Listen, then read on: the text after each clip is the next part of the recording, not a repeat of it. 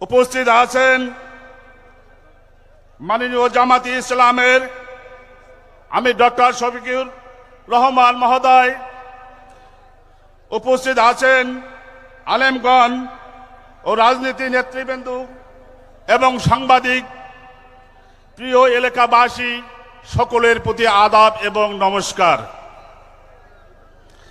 আজকের এই জনসভায় আমি একজন সংখ্যালঘু হিসাবে আপনাদের প্রতিনিধি হিসাবে কথা বলতে পেরে আমি নিজেকে গর্বিত মনে করছি। কারণ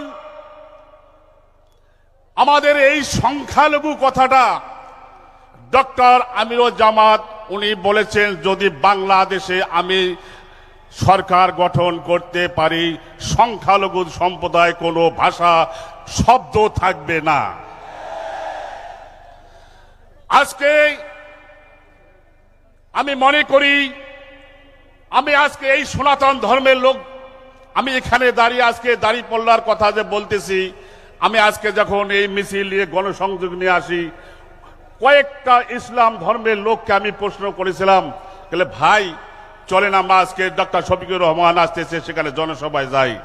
উনি আমাকে কি বলেছিলেন জানেন? একটা দুঃখজনক বিষয়, বলে আপনি একজন হিন্দু মানুষ হয়ে কিভাবে একজন দাঁড়িপাল্লার পতাকা তলে আপনি যাচ্ছেন এবং কথা বলতেছেন, আপনি কি কোরআন শরীফ পাঠ করেন?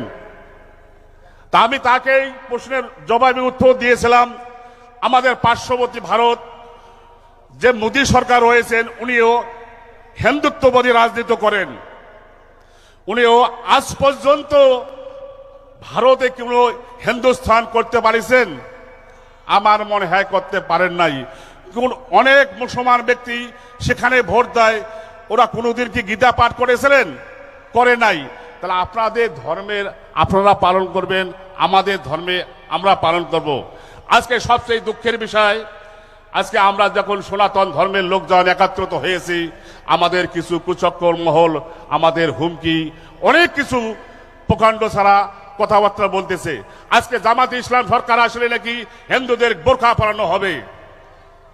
তা আমি মনে করি আজকে ইসলাম ধর্মের 80% মহিলা বোরকা পরে না, সেখানে আমাদের সনাতন ধর্মের মহিলা কিভাবে বোরকা পরাবে? এই ধরনের প্রচারণা আপনারা আমি মনে করব বন্ধ করুন। এবং 5 তারিখের পর থেকে আজকে যে সারা বাংলাদেশের সংখ্যালঘুদের সম্প্রদায়কে নিরাপত্তা দিয়েছিলেন এই জামাতে ইসলাম, এমন কোন ব্যক্তি নাই যে জামাতে ইসলামের কর্মী যারা স্টেজে দাঁড়িয়ে আছে এখানে উপস্থিত আছেন, কোন হিন্দুর বাড়িতে লুটপাট ভাঙচুর যদি প্রমাণ করতে পারেন, এই সমুদ্র মঞ্চে লাখ লাখ মঞ্চে লোকজন আছেন, তাহলে আমি এখান থেকে বলবো আমি আজ থেকে দাঁড়িপাল্লা পতাকা তাহলে কথা বলবো না। তাহলে আপনাদের কিসের ভয়? ইসলাম শব্দের অর্থ যদি শান্তি হয়, আমাদের সনাতন ধর্মের অর্থ শান্তি। তাহলে ইসলাম যদি কায়েম হয় সেখানে ইসলামের আইন ফলো হবে। ইসলামের আইন ফলো হলে আপনারাও যে সুযোগ সুবিধা পাবেন, আমাদের এই সনাতন ধর্মের ব্যক্তি তারাও এক এক সুযোগ সুবিধা পাবে।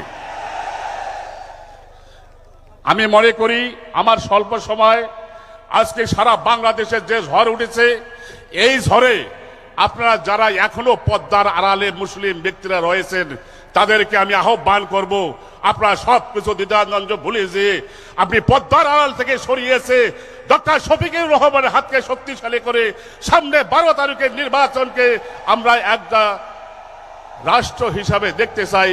এবং পাশাপাশি হাতিবান্ধা পাটগ্রাম আমাদের রাজু ভাইয়ের পক্ষ থেকে আপনারা সকলেই ছাড়া নেবেন এবং রাজু ভাইয়ের জন্য আপনারা সকলেই দোয়া করবেন, এবং মঞ্চে যারা এমপি প্রার্থী আছেন সকলের জন্য আপনারা স্ব জায়গায় প্রণাম রেখে এবং আমার সংক্ষিপ্ত কথা এখানে শেষ করছি। নমস্কার এবং আদাব।